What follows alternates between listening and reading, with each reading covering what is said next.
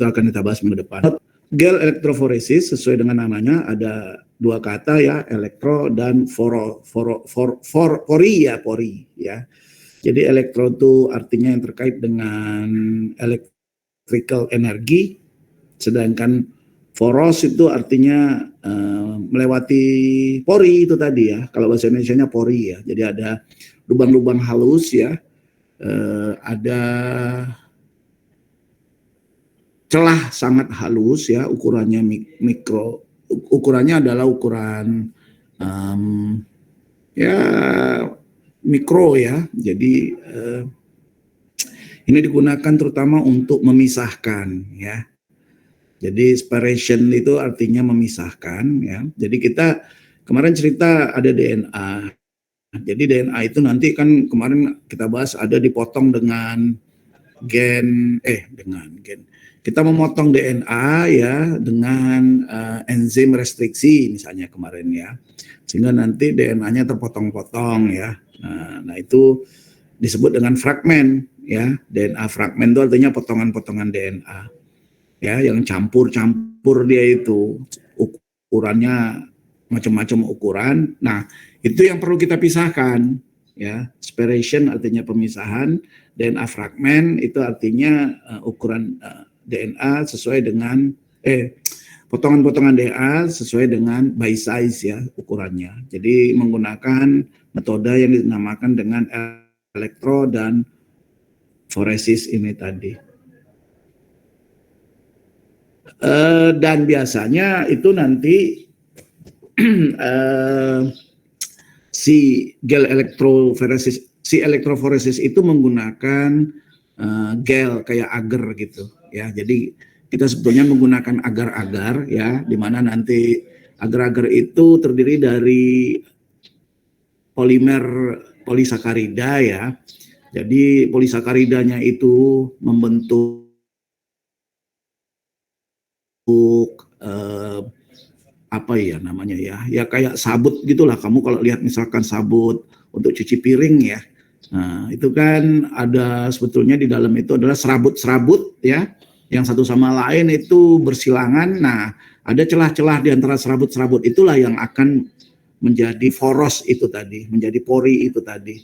Sehingga cuma kalau serabut untuk cuci piring itu kamu lihat ukurannya besar, kamu bisa lihat ya. Nah kalau ini pada agar-agar itu tuh yang membentuk serabut-serabutnya itu adalah polisakarida ya, sehingga tidak terlihat oleh mata, lubangnya pun sangat halusnya, sehingga nanti DNA dapat melewatinya, dan itulah yang kemudian kita pisah sesuai dengan ukurannya.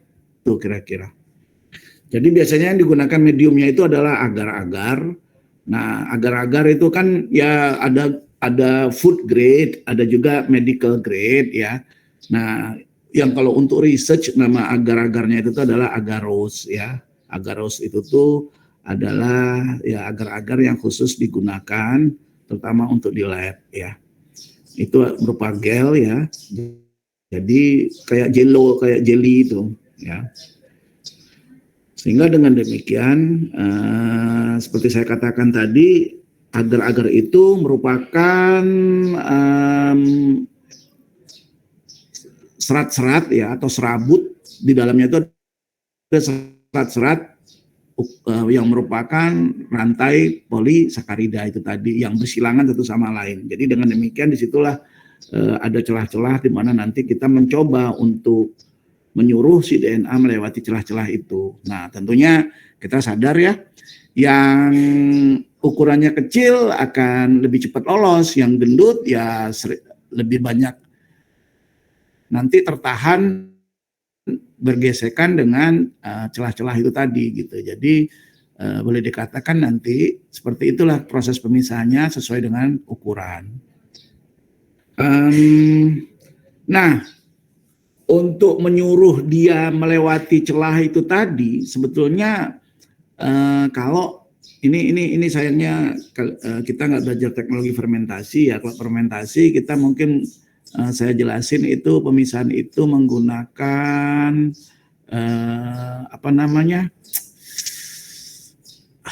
kromatografi namanya ya, kromatografi ya. Nah itu kromatografi itu hampir prinsipnya hampir sama dengan gel elektroforesis ini, cuma di kromatografi pemisahannya molekul yang dipisahkan itu lebih besar ya. Jadi protein-protein itu kan lebih besar dibandingkan dengan DNA. Nah, seperti itu. Nah, kalau pada kromatografi yang akan menyuruh si protein tadi itu jalan ya, itu biasanya kita bikin berdiri dia ya, kayak kolom tabung. Kalau kamu misalnya pernah tahu namanya biuret untuk memipet untuk mengukur tabung alat titrasi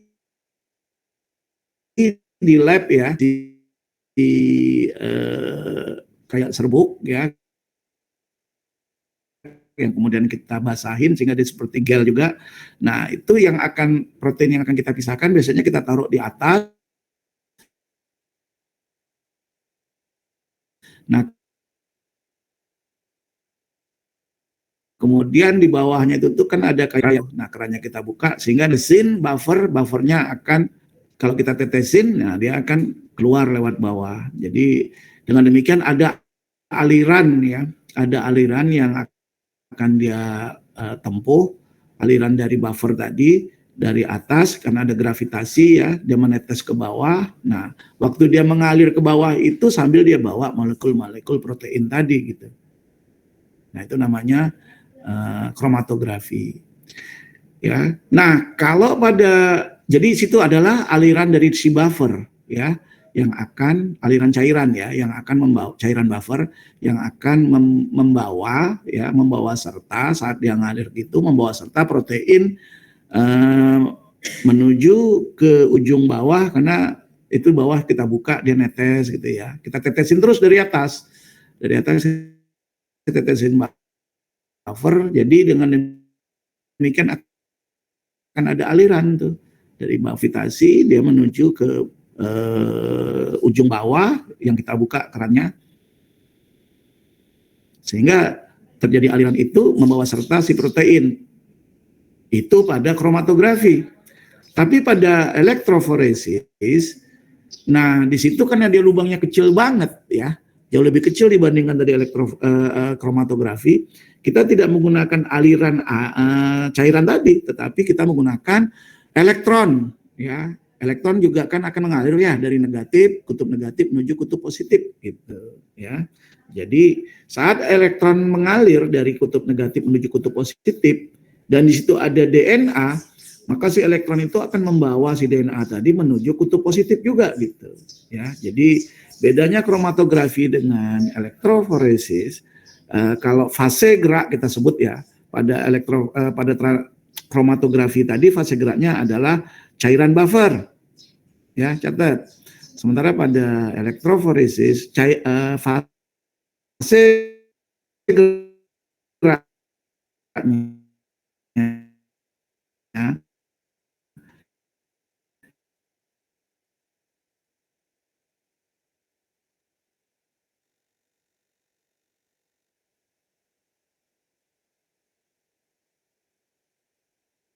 itu adalah elektron. Di sini.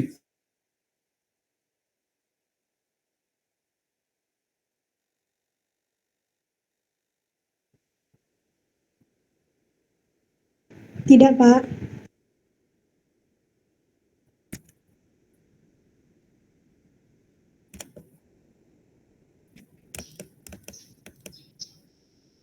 Gimana? Paham? Halo?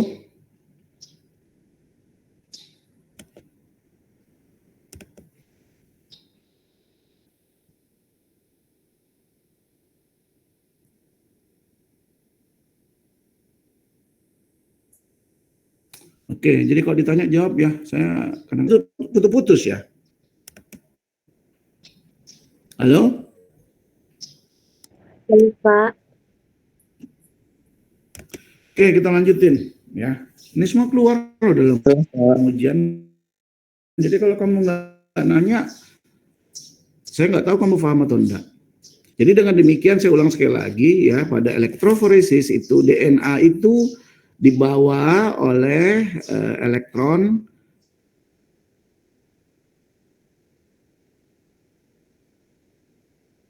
ya menuju kutub positif, ya. Nah, di situlah nanti dia melewati rintangan atau celah-celah antar, ya.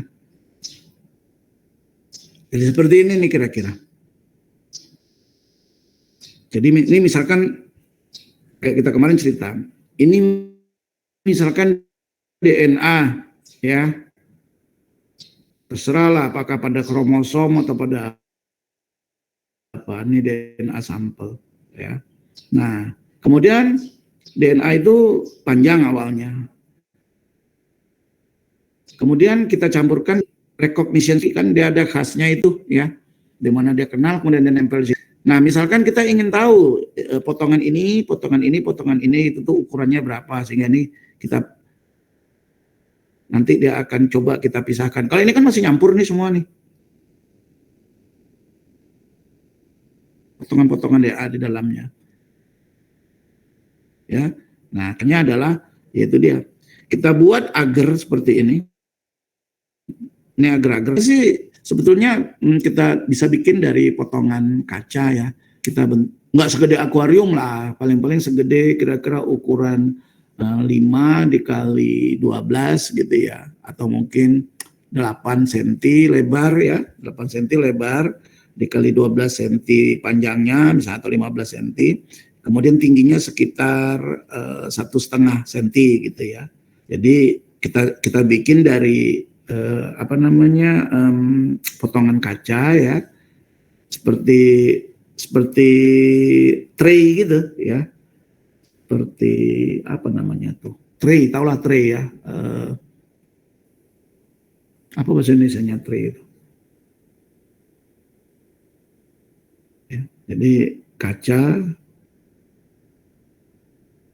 ini terus alasnya kaca terbuka gitu. Nah, kita tuang agar-agar di sono sehingga agar-agarnya mulai mengeras, tapi sebelum mengeras itu tuh kita taruh di sini, ya, kayak rigi-rigi, ya, supaya terbentuk lubang di sini, ya. Jadi saat nanti mengeras kita cabut.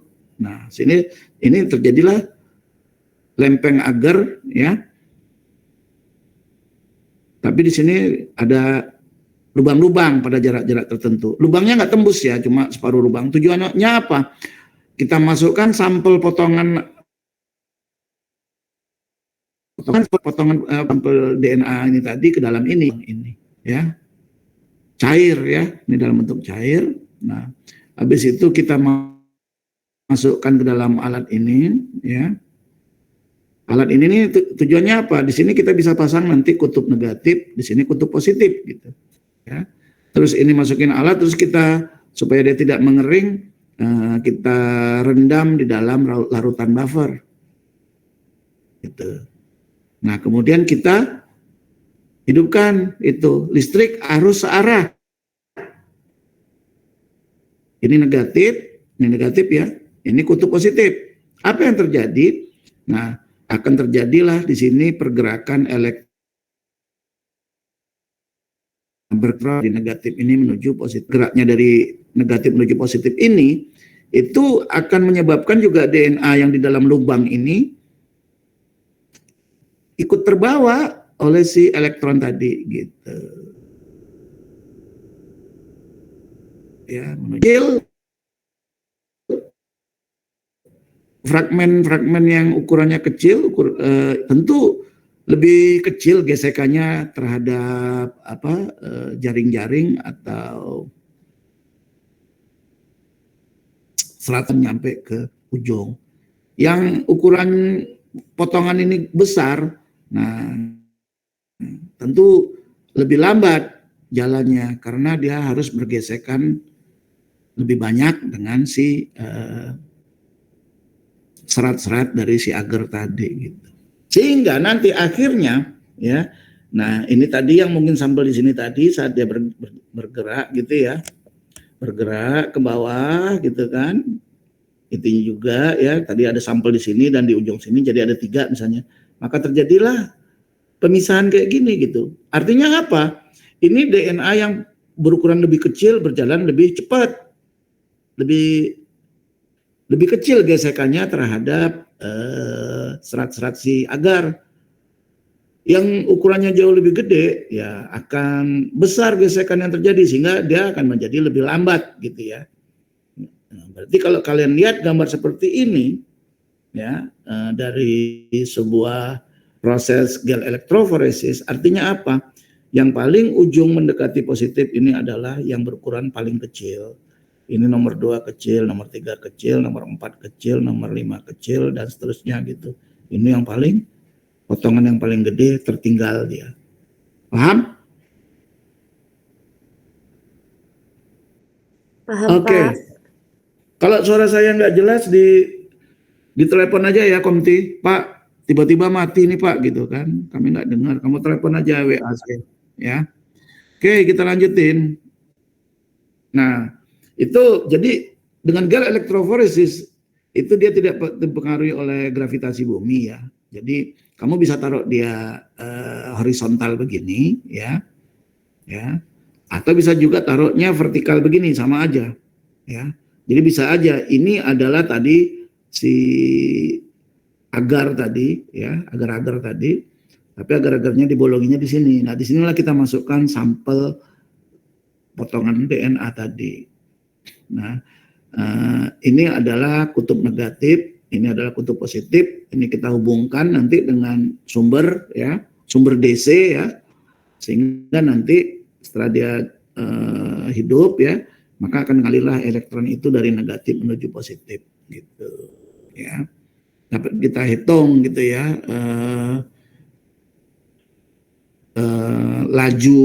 laju dari gerakan ini tadi dengan rumus ini. Nah, prinsipnya seperti itu.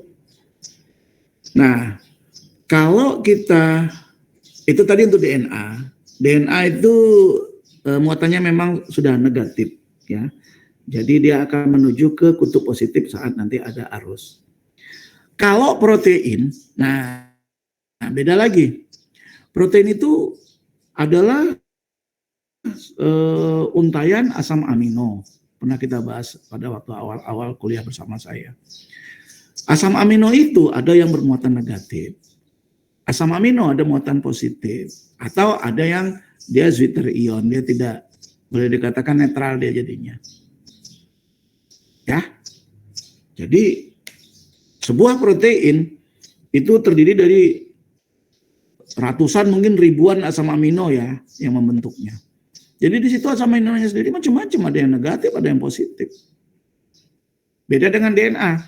Kok DNA tadi dia negatif semua. Jadi saat kita beri arus DC tadi ya ya semuanya bergerak menuju positif.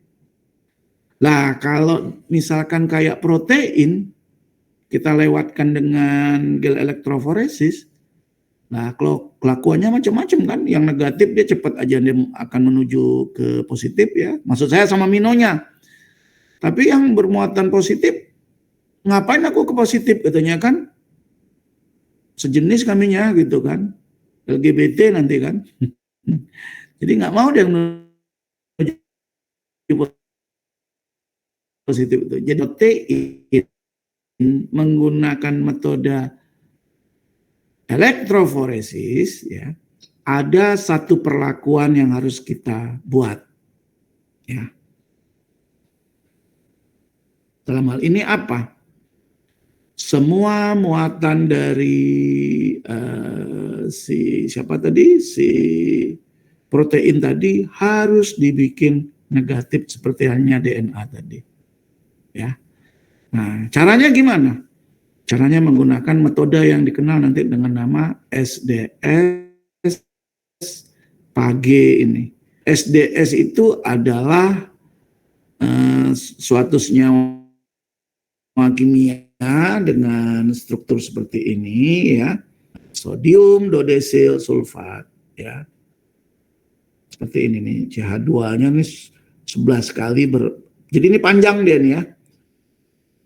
11 kali CH2-nya punya CH3, terus ada OSO, OOO ini Na plus, sodium ya. Jadi sodium dodesil sulfat. Ini gunanya nanti untuk membuat supaya semua fungsinya membuat supaya muatan dari si asam amino pembentuk protein tadi agar bermuatan negatif. Ya, tadi kan saya cerita, protein terdiri dari ratusan mungkin ribuan asam amino yang berderet-deret menjadi satu protein. Muatan asam amino itu bisa positif, bisa negatif, bisa tidak bermuatan. Gitu ya. Nah, supaya dia bisa melewati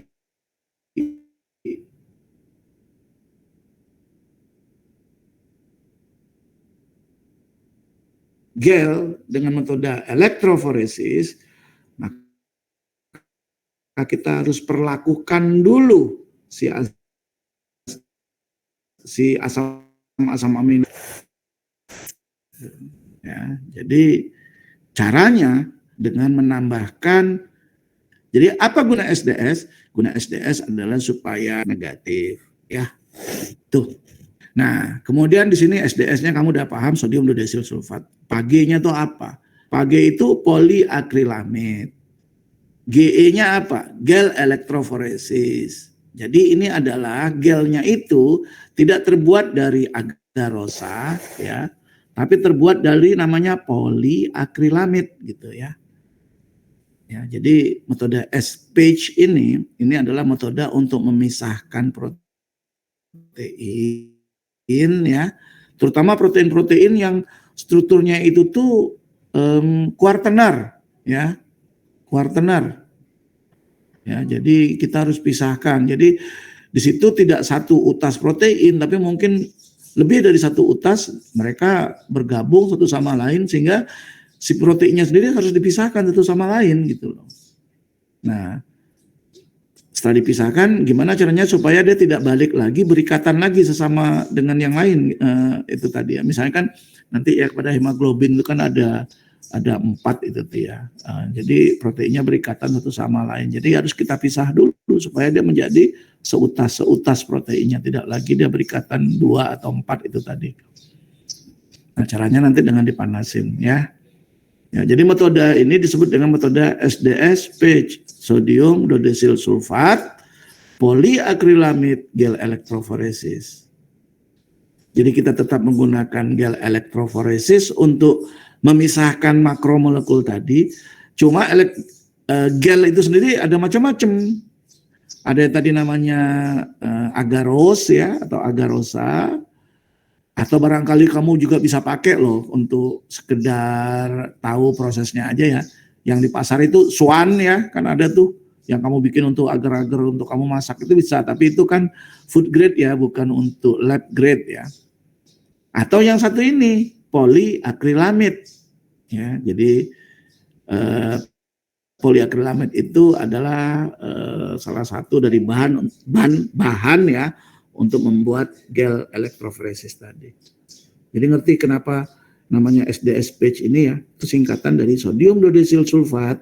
Sodium dodesil sulfatnya digunakan untuk membuat supaya muatan semua asam aminonya itu polar ya. Hidrofobik maksud saya ya. Kemudian yang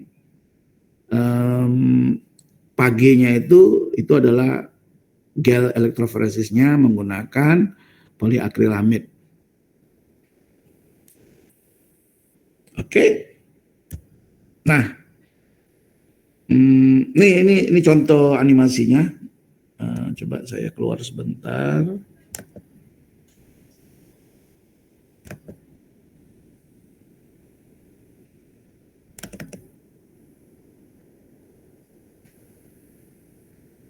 Nih.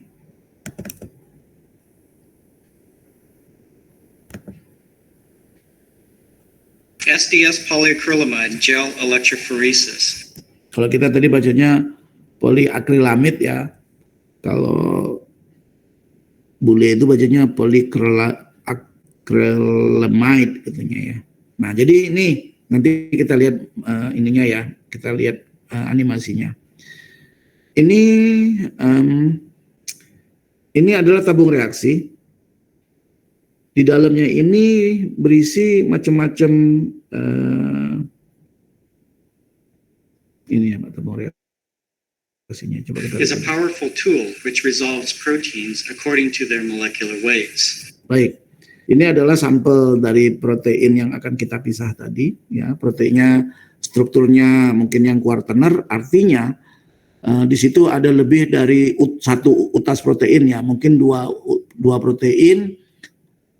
Sesama dua protein yang berbeda ini tadi satu sama lainnya itu saling ikat gitu ya. Jadi kalau kita ingin mengukur berat molekul ibaratnya ular itu tuh saling belit gitu ya.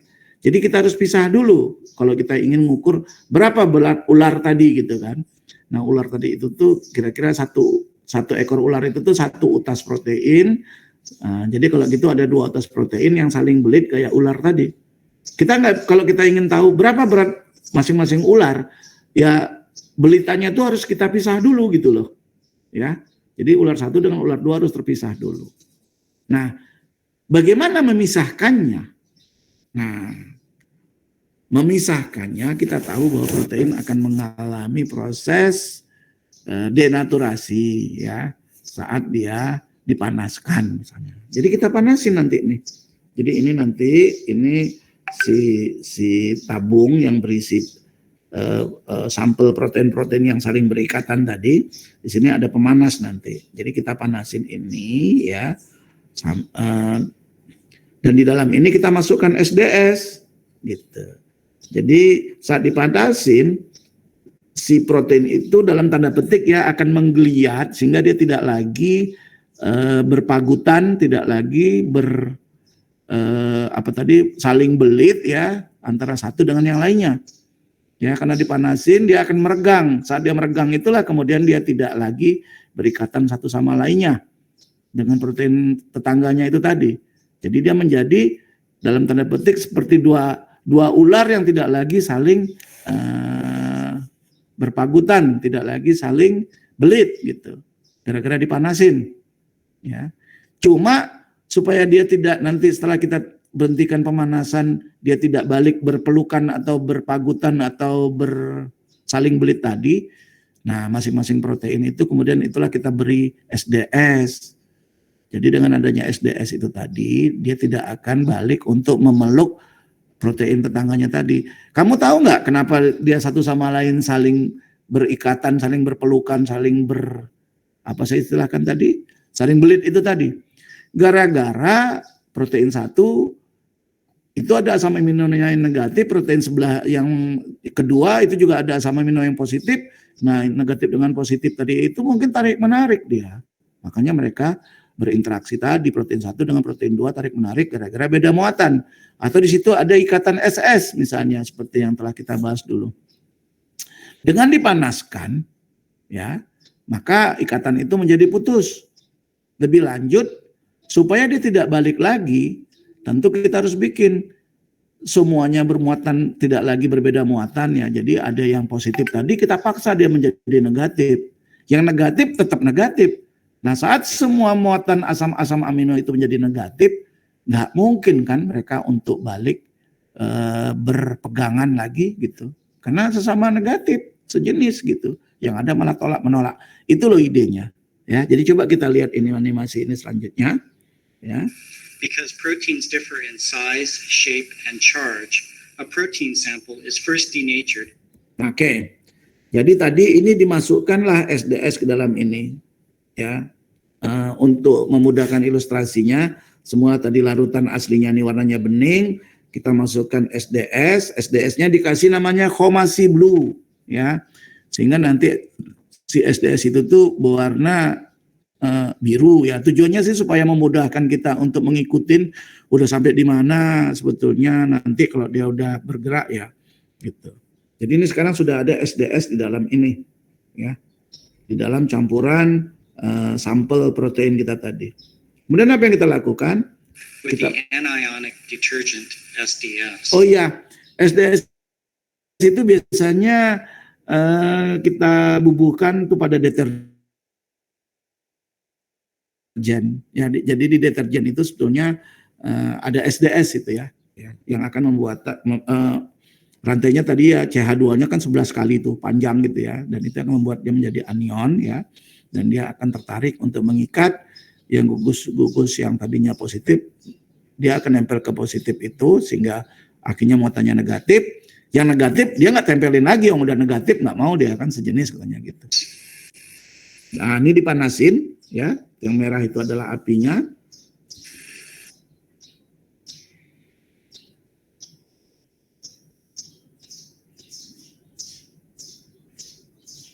Nah when coba, the sample is heated, the SDS molecules bind to the proteins oke. Jadi saat dipanasin seperti ini kira-kira seandainya di zoom in ya, sehingga kita bisa lihat apa yang terjadi terhadap si protein yang tadi sedang berpagutan, saling belit itu tadi, ya. Ya, ini proteinnya nih, ya. Yang ini nih single nih. Kalau ini nih yang tadi saling belit itu tadi. and cause them to Oh iya, ini yang merah-merah ini negatif ini sebetulnya kira-kira menggambarkan, jadi yang hijau, kuning dan merah ini adalah protein, yang ini adalah SDS-nya nih, ya. Jadi SDS-nya ini kan tadi ada di dalam ya. Ini SDS, molekul-molekul SDS. unfold. The denatured proteins become uniformly coated with negatively charged SDS molecules. Nah, nih ya, jadi gara-gara adanya si SDS, semua protein ini ditempelin, semua asam amino yang positif ya ditempelin oleh si SDS, yang negatif nggak perlu lagi. Nah, waktu ditempelin oleh si SDS, yang tadinya dia positif, karena SDS itu muatannya negatif, ya udah semua positif menjadi negatif gitu. Jadi semua asam amino akhirnya muatannya menjadi negatif gitu ya. So they all have a similar shape and charge to mass ratio. Nah, dengan demikian kalau dia memang single satu utas protein ini, semula dia terlipat karena dia sudah ketempelan negatif semua, dipanasin, dia meregang, dia tidak akan membentuk tidak berlipat kayak tadi lagi, sehingga dia menjadi seperti utas yang tidak lagi membentuk struktur 3 dimensi. Itu loh tujuannya. Jadi tujuannya tuh pemanasan dan penambahan SDS pertama supaya si proteinnya meregang, yang kedua supaya dia dia menjadi tidak lagi terlipat seperti 3 dimensi ya, tapi jadi 2 tujuannya. Pertama dia meregang, yang kedua itu gara-gara dipanasin, yang kedua gara-gara nanti ada si SDS itu dia tidak lagi berlipat ya, karena terjadinya lipatan itu gara-gara muatannya ada positif ada negatif. Itu udah kita bahas dulu. Kamu waktu saya nerangin gini kalau nggak ngerti nanya aja langsung, Pak, ulang Pak, saya nggak paham Pak gitu ya. Oke, ya, jadi ini kalau seandainya protein tadi itu cuma seutas saja, tapi semula dia kan berlipat nih tadi, ya. Nah sekarang dia, ini kan semula kan, ini kan berlipat nih semula, ya. Dengan pemanasan dan menempelnya si SDS, Become uniformly coated with negatively charged nah dia menjadi SDS negatif molecules. dan dia tidak lagi So they berlipat. all have a similar shape and charge to mass ratio.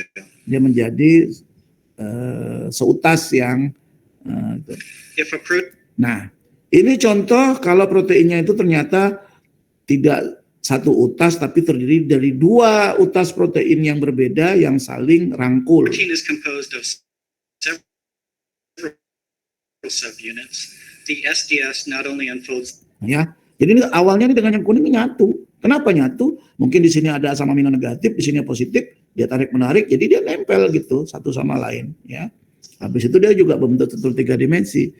Saat dipanasin, dia meregang, ikatan tadi positif negatif dengan tetangganya itu putus. Nah, panas terus berjalan sehingga dia meregang, dan seperti tadi juga yang muatan-muatan positif akan ditempel individual polypeptide chains. Ngerti ya? Jadi sekarang oleh si dia tidak SDS, The sehingga dia protein, menjadi lagi but nah, also negatif itu dissociates the protein into its individual. ditempelin lah nih dengan si SDS. Sama ini juga ditempelin oleh SDS. Sehingga dia tidak akan balik lagi nyatu. Nanti kalaupun misalnya suhunya udah normal lagi. Yang kedua, dia tidak lagi membentuk struktur 3 dimensi. Gitu. Yang ketiga, semuanya muatannya negatif. Gitu. Sehingga saat nanti kita taruh di dalam gel elektroforesis, kemudian elektronya dihidupkan,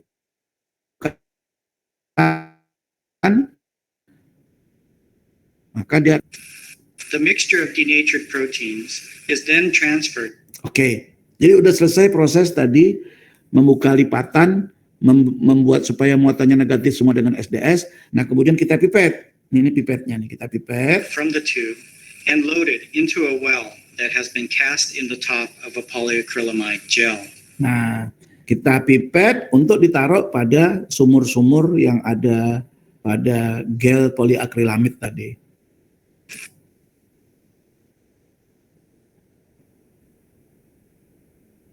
Nah, itu dia ya. Yep. Baik. Jadi ini tadi pada waktu tadi SDS tadi itu kita bening ya, kita kasih namanya Homasi Blue, nama pewarnanya itu. Tujuannya apa? Nah ini kan nanti ini berimigrasi nih, jalan nih dari negatif menuju positif.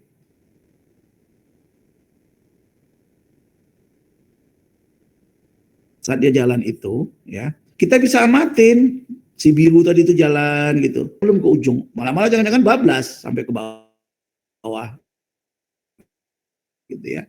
Nah jadi fungsi dari memberikan Homasi Blue tadi tujuannya supaya kita bisa lihat nih saat proses nanti ini jalan udah sampai mana sih migrasinya, jalannya gitu. Sampai mendekati ujung lah baru kita hentikan gitu. Ya, itu dia. An electric field generated by a power supply.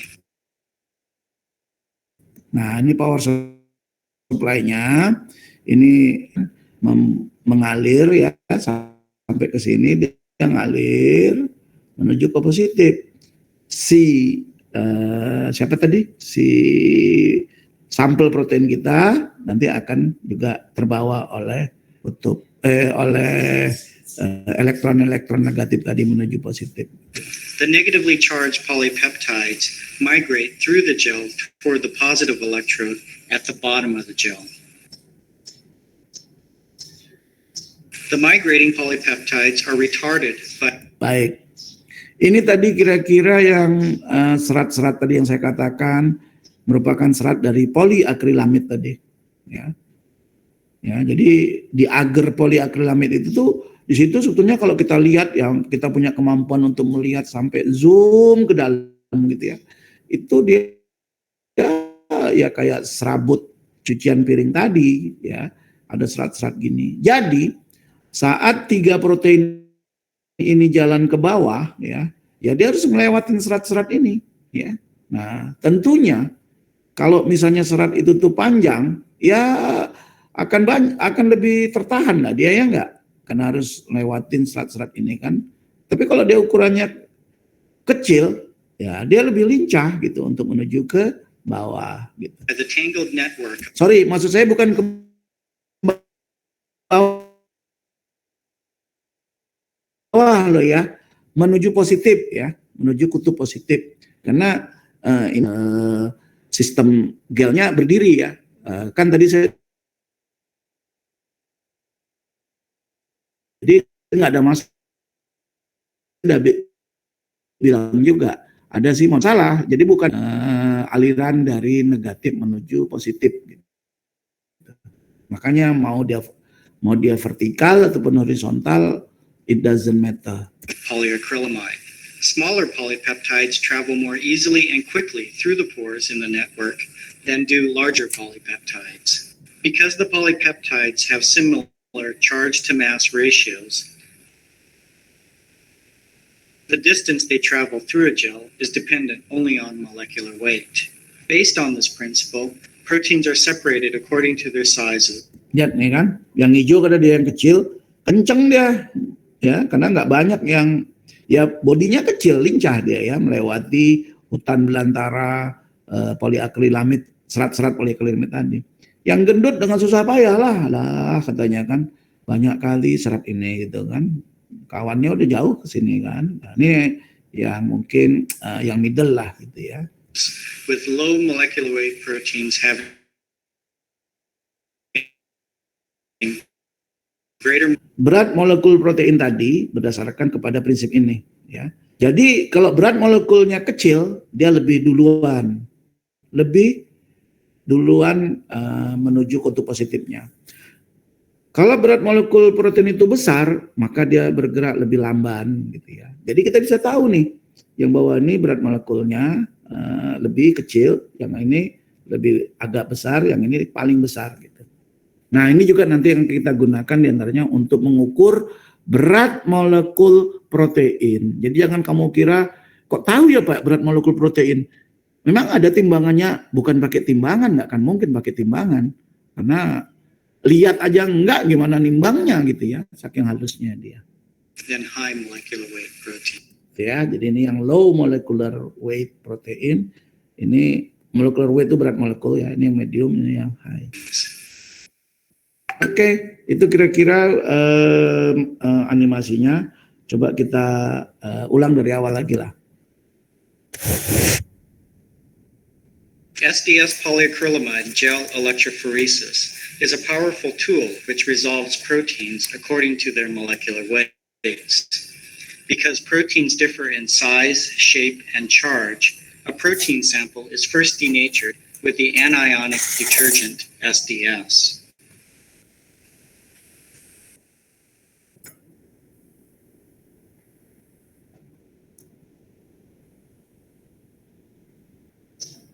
When the sample is heated, the SDS molecules bind to the proteins and cause them to unfold. The denatured proteins become uniformly coated with negatively charged SDS molecules, so they all have a similar shape and charge to mass ratio. If a protein is composed of several subunits, the SDS not only unfolds the protein, but also dissociates the protein into its individual polypeptide chains.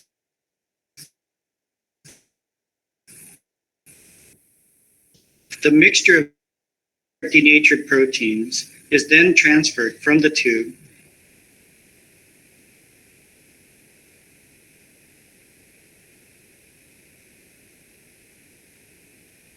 and loaded into a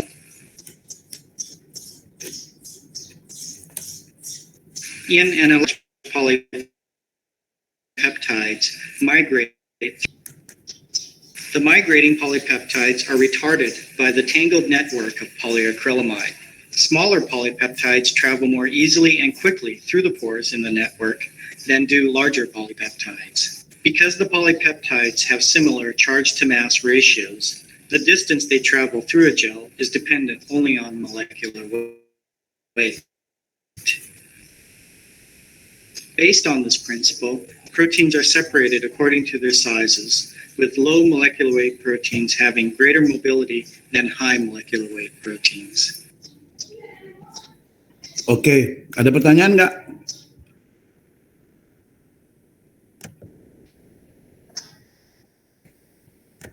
Halo? Izin bertanya, Pak. Ya, silakan. Jadi kegiatan yang dilakukan ini untuk mengetahui berat molekul protein ya, Pak? Di antaranya, ya. Jadi kuliah kita 2 hari ini. Dari kemarin kan kita cerita maksud saya yang sekarang dan besok.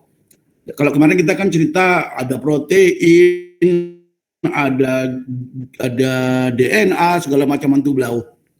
Ada proses dipotong, ada pemisahan segala macam. Nah, sekarang kita bicara dalam 2 sesi ini sekarang dan besok itu kira-kira seperti apa sih prinsip kerja dari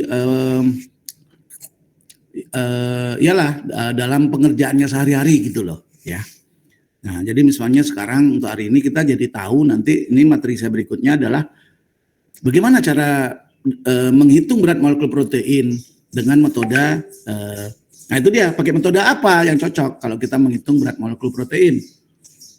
Tentu kalau kita biasanya bilang berat itu berarti pakai timbangan kan? Padahal tidak, nggak mungkin kita pakai timbangan gitu loh ceritanya. Ya, jadi memang judul kuliah kita topiknya itu adalah Advanced Technique in Biotechnology, ya, teknik-teknik advance ya yang perlu dipahamin mekanismenya ya bagi mereka yang belajar bioteknologi. Udah lagi? Izin bertanya, Pak. Ya, silakan. Tadi kan itu proteinnya kita kasih SDS dulu baru dipanasin kan, Pak? Saya mau nanya, Pak, untuk dipanaskan itu berapa lama? Apakah perlu lama-lama atau sebentar aja? Terus waktu dimasukkan nanti dia ke agar poliakrilamid itu dia perlu didinginkan dulu atau langsung aja, Pak? Baik. Kita barusan tadi cerita prinsip ya. Kalau mengenai detail dari prosedur itu biasanya ada dijelasin ya. Saya sendiri nggak hafal suhunya berapa lama gitu ya. Tapi itu nanti bisa kita lihat ya di teknik-teknik yang terkait langsung nanti pada saat kita di lab. Kamu kan tentunya termasuk tadi berapa persen penambahan dari apa tadi si SDS-nya kan gitu ya. Kemudian si gel poliakrilamid gelnya itu tadi seberapa keras. Nah, itu memang jujur saya nggak hafal ya. Tapi yang saya jelasin itu prinsipnya.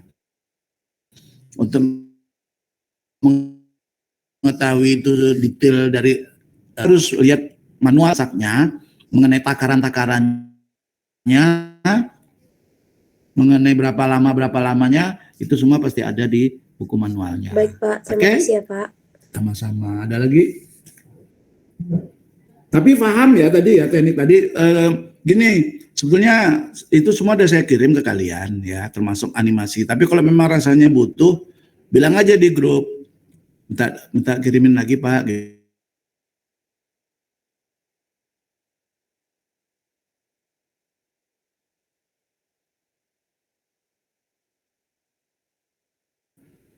VLC player ya. Itu hampir semua kalian sudah jenis. Sebetulnya bisa memainkannya pakai VLC video, pakai VLC kalau pakai laptop kah atau pakai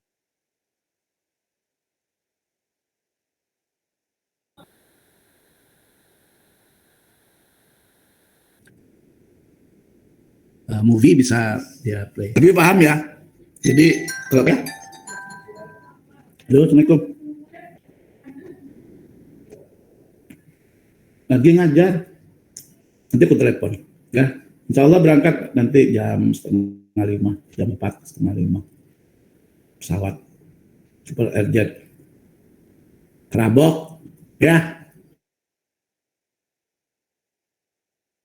Pesan hotelnya juga. Oke ya.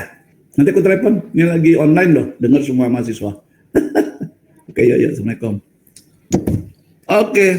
Nah sekarang untuk apa itu tadi Pak? Kan gitu ya.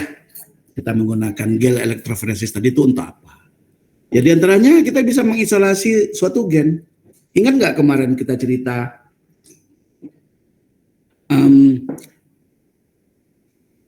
apa namanya?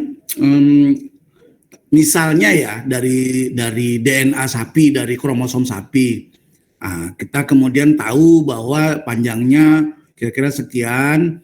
Nah di situ barangkali kita mau potong ya kan, pada area sebelum start codonnya dan pada area setelah start codonnya. Nah itu dia kan. Jadi kita tahu dulu dong letaknya di mana. Terus itu kira-kira kodenya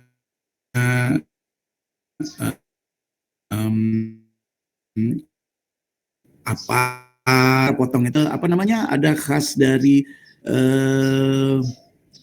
enzim restriksi apa yang mau kita pakai gitu loh. Di situ ada khas sequence apa yang ada di situ, sehingga kita bisa memilih enzim restriksi apa yang akan memotong sebelum start dan setelah stop, tapi tidak akan motong di tengah gitu. Nah itu dia ya, itu jadi ceritanya. Oke, akhirnya kan kita potong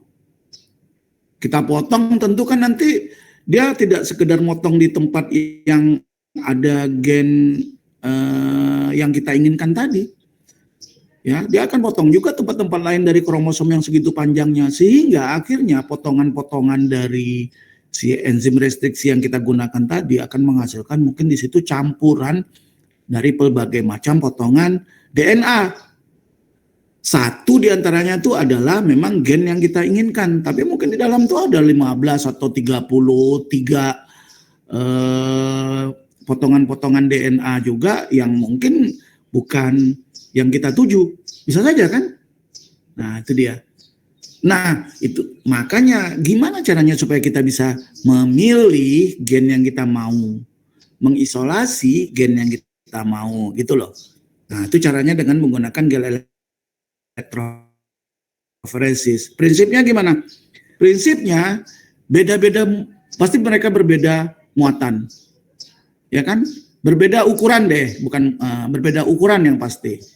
Nah, kita kan tahu, kalau kita tahu ukuran gen yang akan kita ambil tadi, maka kita tahulah posisi dia yang mana gitu. Itu ya. Jadi dengan gel elektroforesis itu kita bisa memisahkan gen yang kita inginkan dari gen-gen lain yang dari potongan-potongan DNA lain yang tidak kita inginkan gitu. Ya. Kalau nggak ngerti nanya ya. Tuh ya, jadi bisa diantaranya menggunakan untuk mengisolasi gen ya. Jadi itulah salah satu dari fungsi gel elektroforesis. Ya, jadi kalau kamu berpikir gimana cara aku mengisainya ya gitu. Oh iya, pakai gel elektroforesis gitu. Yang kedua, nah ini sering kalau kita nonton drama, nonton apalah gitu kan. Misalnya, oh ini bukan anakku nih, ngapa gitu? Oh, coba cek DNA gitu kan. Nah, jadi itu bisa DNA fingerprints namanya itu ya. Atau gini, di rumah sakit gitu kan, ketuker anaknya gitu. Nah ini benar nggak nih anakku ya gitu. Itu bisa kamu bisa, karena kan di rumah sakit kan terkadang bayi itu nggak segera diserahin ke orang tua, taruhlah misalkan, mudah-mudahan tidak terjadi ya. Mungkin karena misalnya bayinya harus segera dimasukkan mesin inkubator gitu ya, karena dia tidak bisa, dia harus beradaptasi dulu gitu. Nah di inkubator itu mungkin ada beberapa bayi lain, si perawatnya ngaco nempelin nempelin gelangnya gitu kan, tertukar namanya gitu. Mungkin si ibunya punya feelingnya, anakku bukan ya, kok rasanya beda ya gitu. Nah itu bisa dicek dengan DNA fingerprints ini dengan prinsip gel elektroforesis.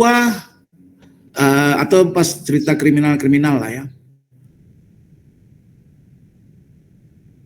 Di situ ada seseorang ditemukan mayat ya di suatu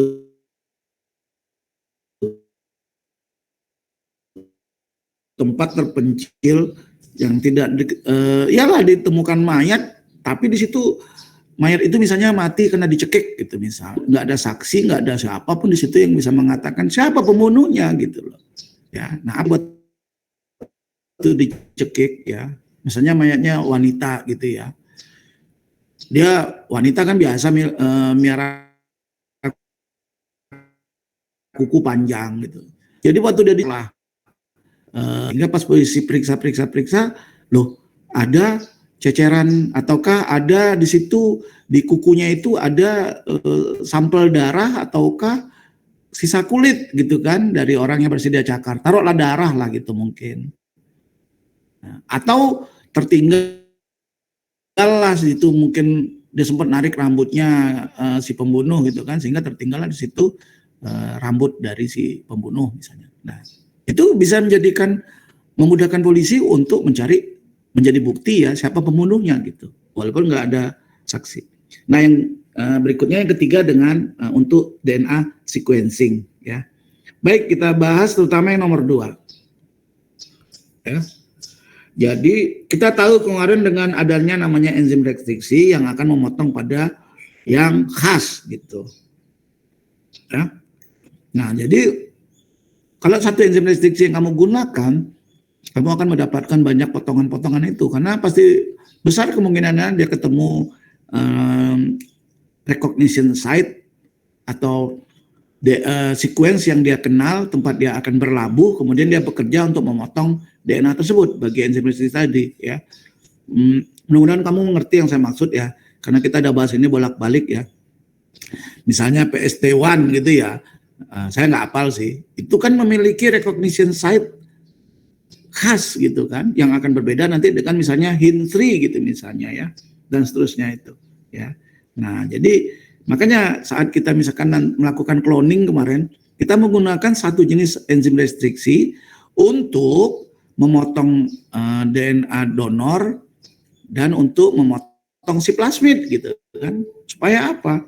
Nah, supaya nanti dia kompatibel gitu. Nah potongan-potongan itu yang dipotong oleh DNA atau kasih enzim restriksi yang sama akan menghasilkan berbagai macam fragmen ya atau potongan-potongan DNA yang memiliki ukuran berbeda-beda sama lain.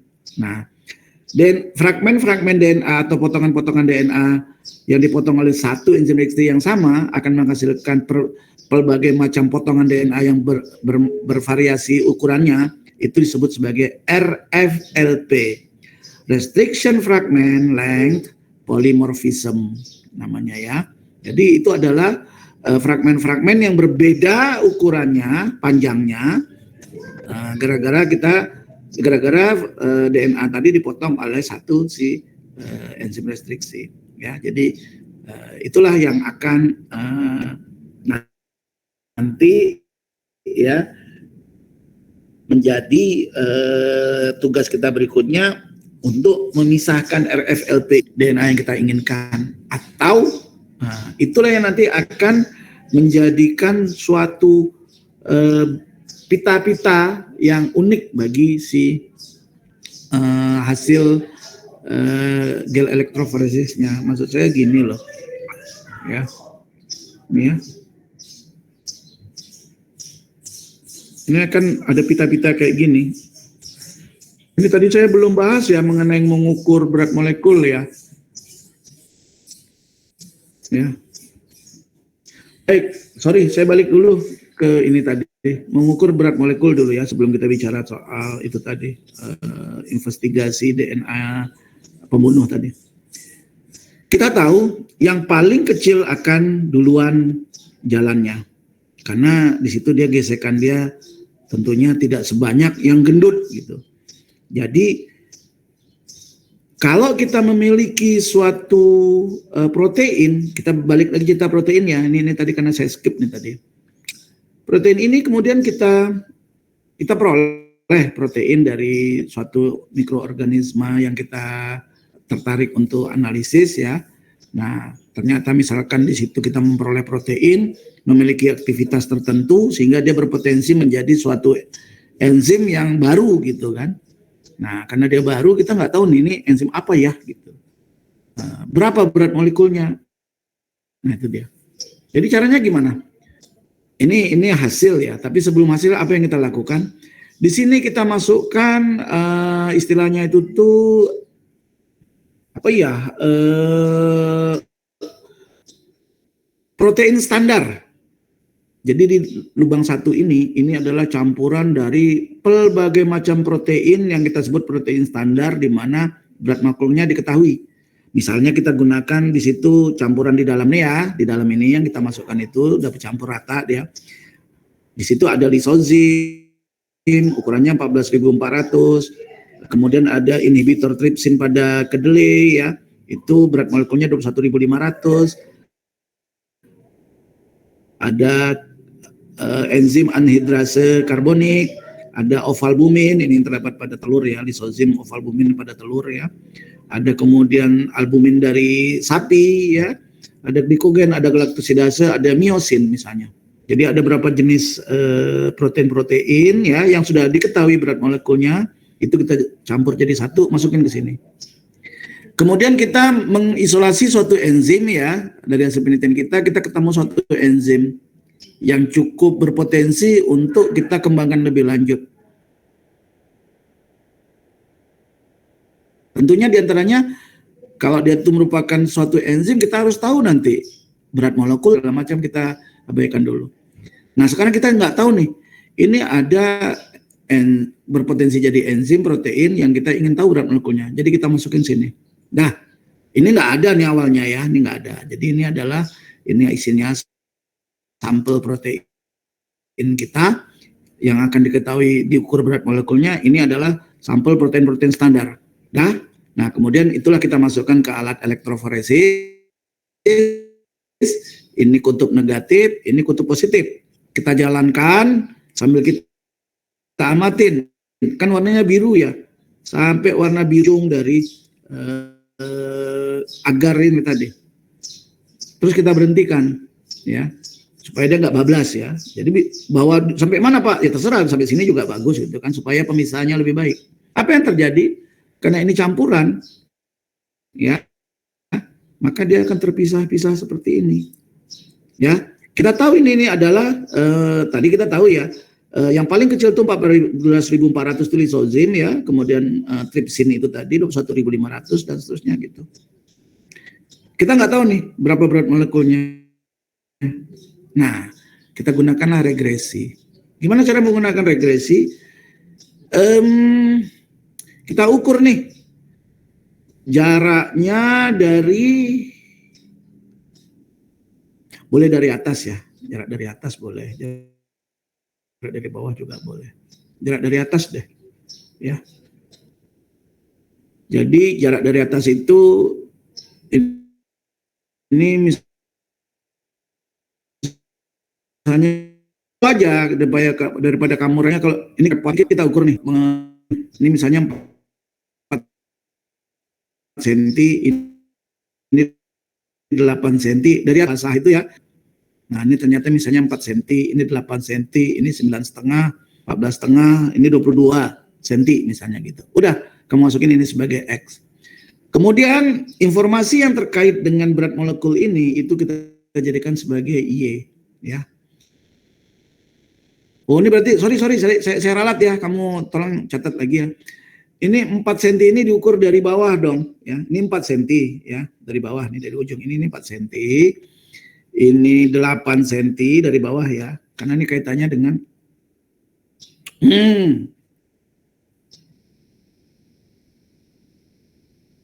benar yang tadi. Ini 4 cm, berat molekulnya 200.000 Y ya. Jadi Y-nya itu berat molekul ya. Saya ulang lagi. Ya, yang benar yang tadi. Ini 8 cm, berat molekulnya 116.250 gitu. Berat molekulnya dari mana kita tahu, Pak? Sudah ada nih orang jual ya. Jadi orang jual, orang nyantumin berat molekulnya gitu. Paham enggak untuk ngisi X dan Y ini? Halo?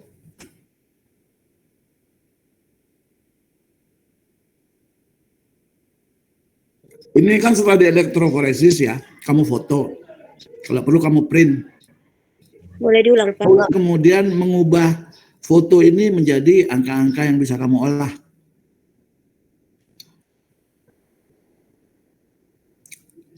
Kita bikin X dan Y. Sebagai X, itu adalah jarak dia dari sumur ini. Artinya seberapa jauh dia berjalan. Oke? Jadi yang jadi X itu adalah jarak dia dari sumur ini.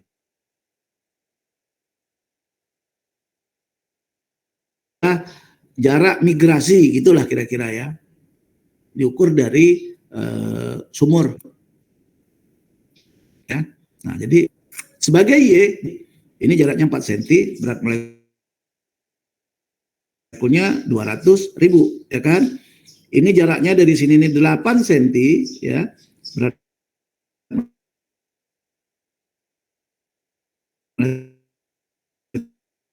molekulnya atau Y-nya 116 dari sumur ini. Sorry ya, 14.400 nih harusnya nih. Salah saya ngetiknya. Paham?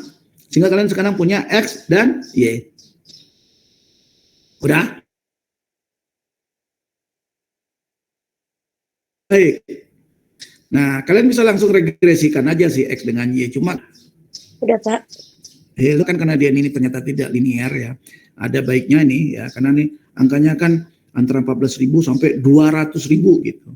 Jadi ada baiknya nih kalian lockkan gitu ya. Si Y-nya kalian lockkan. Kalau langsung juga boleh ya.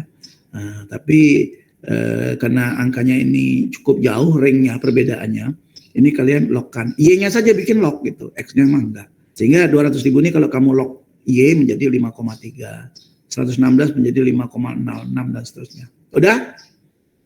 Setelah itu kamu lakukan regresi antara X dengan log Y. Saya tidak ajarin ya. Kalau kamu betul-betul nggak ngerti, minggu depan lah saya ajarin. Sekarang ini saya agak buru-buru karena saya harus ke bandara.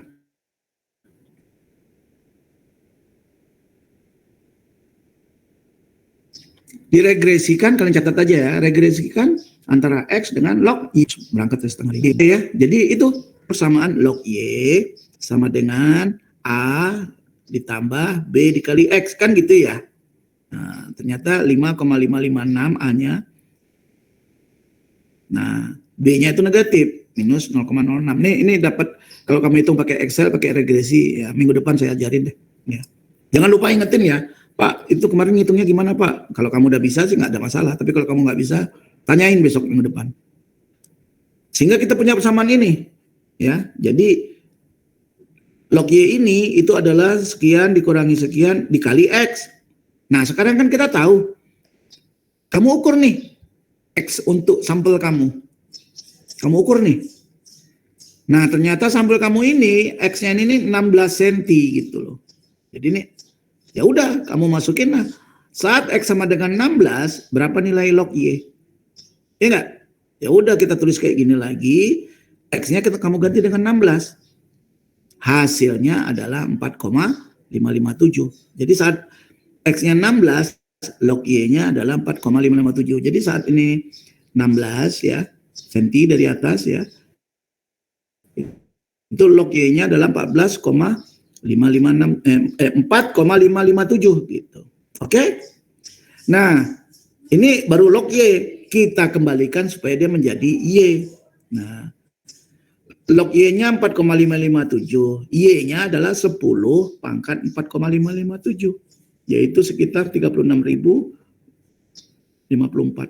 Dengan demikian, berat molekul protein kamu itu adalah 36.054. Paham?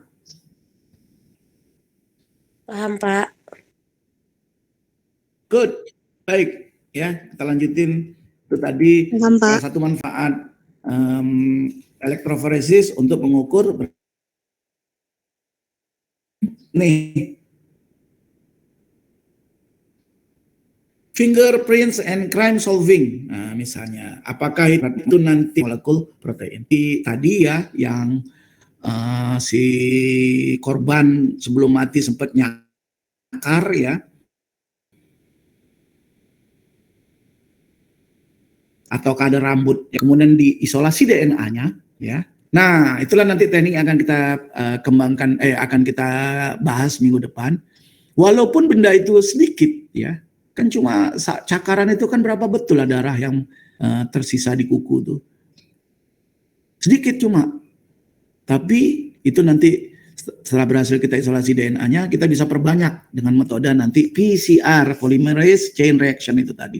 Sama aja saat kamu dicoba untuk ditangkap virus yang ada di hidungmu gitu kan. Apakah itu memang virusnya COVID atau bukan? Itu kan cuma pakai kapas yang itu aja kan, sedikit aja. Saupil pun tak sampai itu kan, karena kamu kan mungkin upilmu lebih gede dari itu. Kita bisa perbanyak ya DNA atau RNA-nya si virus tadi dengan metode PCR ya. Nah, ini dia nanti ya. Jadi ambil DNA tadi, apakah dari rambut yang tercecer ataukah potongan itu tadi, atau dari darah si bayi yang tertukar gitu kan. Dilakukan PCR ya, diperbanyak. Kemudian kita potong menggunakan enzim restriksi. Terserah enzim restriksinya apa, asal sama. Lakukan elektroforesis ya. Ini PCR-nya saya skip ya untuk minggu depan. Misalnya gini nih, kita, nah, oh iya tentunya setelah dapat sampel DNA dari si korban, dapat potongan itu tadi dari si pembunuh, si pelaku kriminal, tetap aja kita masih punya masalah. Polisi harus cari dulu siapa kira-kira orang yang membunuh itu, suspeknya. Jadi ini tadi yang sampel tadi itu untuk jadi bukti supaya dia nggak bisa ngelak gitu kan. Jadi orang membunuh itu bisa saja polisi berpikir, biasanya ya polisi itu berpikir orang terdekatnya dulu gitu loh ya. Orang-orang yang terdekat, nah coba polisi membangun logika-logika yang ada, misalnya apalagi misalkan dia misalnya di hutan sepi gitu ya, yang mati itu misalnya wanita, pasti polisi berpikir pembunuhnya ini pastilah orang yang dekat atau yang mungkin pacarnya dia atau orang yang punya hubungan asmara dengan dia gitu loh ya. Jadi nggak bisa juga dapat sampel DNA langsung ketemu pembunuhnya, enggak. Jadi suspek tadi akan diambil juga sampel darahnya oleh oleh polisi untuk diambil DNA-nya untuk nanti dicocokkan dengan DNA dari si korban tadi. Baik, yang lebih mudah gini aja deh. Ini ceritanya ada ini gini aja deh ceritanya yang gampang. Di rumah sakit ketukar bayinya. Ingin dibuktikan ini anak siapa, apakah anak dia atau bukan. Jadi dengan demikian orang tua yang menggugat tadi misalnya mom and dad itu diambil DNA-nya dari darahnya. Dua bayi yang tadi itu yang kita ragu punya siapa, diambil juga DNA, diambil darahnya untuk diisolasi DNA-nya. Udah? DNA-nya diisolasi. Setelah itu dipotong dengan apa tadi? Diperbanyak dengan PCR. Setelah itu dipotong dengan enzim restriksi tadi. Nah, masukkanlah di sini itu yang punya si mamanya tadi, ya, potongan atau RLFP tadi, ya, restriction length fragment polymorphism itu tadi, yang punya emaknya di sini ya. Ini punya bayi A, ini bayi B, ya, namanya si A, si B gitu. Nah, ini yang punya bapaknya. Udah, jalankanlah si elektroforesis tadi, sehingga akhirnya kita perolehlah gambaran seperti ini. Baik, ini kita sebut aja nih A, ini sebut aja B. Kira-kira yang mana, si A atau si B, anak dari sepasang suami istri ini? Coba. Yang A, Pak. Yang A anaknya siapa? Anaknya mom and dad ini. Kenapa? Iya, Pak. Sejajar deh, Pak. Iya. Benar, kalau kita perhatiin si A ini tadi, dia punya potongan ini. Nah, ini ternyata ya turun dari bapaknya. Ya kan? Bahwa bapaknya punya ini, nggak nurun sama dia, nggak apa-apa. Ini gitu kan. Kemudian si anak itu punya apa? Ya nggak ada nih, punya emaknya nggak ada, punya bapaknya nggak ada ya. Tapi yang ini si anak ini ternyata potongan ini akibat dari gen dari emaknya gitu. Ya. Yang ini punya siapa nih kira-kira? Bapaknya, Pak. Bapaknya. Yang ini? Mamanya, Pak. Ya. Mama. Iya. Kalau ini punya siapa nih? Si B ini? Nggak punya siapa-siapa, Pak. Nggak punya siapa-siapa. Ya, jadi seperti ini kira-kira. Bahwa si A inilah sebetulnya anak dari kedua orang ini tadi gitu. Jadi problem solve. Sama tadi misalnya dengan pembunuhan tadi ya. Nah, itu ya. Dicocokkan. Misalkan yang ditemukan itu dari cakaran itu tadi polanya ini ya. Bukan deh. Gimana ya? Gimana? Nggak gini soalnya ya kalau seandainya yang pembunuhan tadi. Nanti saya carikan soal lain lagi. Paham ya? Jadi seperti kira-kira ya. Baik, saya rasa itu ya yang terkait dengan PCR kita bahas minggu depan, sama itu tadi menggunakan regresi untuk menghitung apa tadi? Menghitung apa tadi? Berat molekul. Sip? Sudah ya? Ada lagi pertanyaan?